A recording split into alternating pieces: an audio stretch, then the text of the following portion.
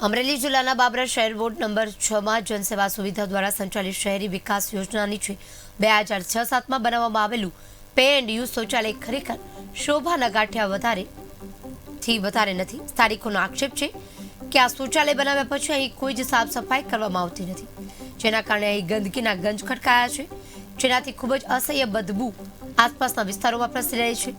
ગંદકી અને ખરાબ બદબૂના કારણે બાળકો અને વૃદ્ધોમાં બીમારી પણ પડી રહ્યા છે, જેની જરા પણ ફિકર કે કાળજી સરકારી બાબુઓને નથી।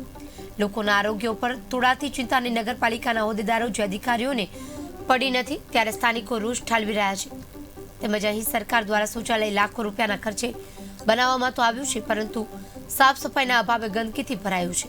લોકોને કુદરતી હાથે ખુલ્લામાં જવું પડે છે, જેનાથી મહિલાઓ અને વૃદ્ધોને ભારે હાલાકી ભોગવવાનો વારો આવે છે। આ ઉપરાંત અહીં ગંદકી પણ વધતી જાય છે, જેથી સ્થાનિકો દ્વારા આ શૌચાલયની તાત્કાલિક સાફ સફાઈ કરી કાર્યરત કરવામાં આવે તેવી માંગ કરી છે। 2006-07માં પે ન્યૂઝ બનેલું છે બૈરાઓ માટે ને જેન્ટ્સ માટે। 2007થી ચાલુ થયા પછી કોઈ વસ્તુ આમાં થઈ નથી ને ત્યાર પછીનું બધું બંધ છે।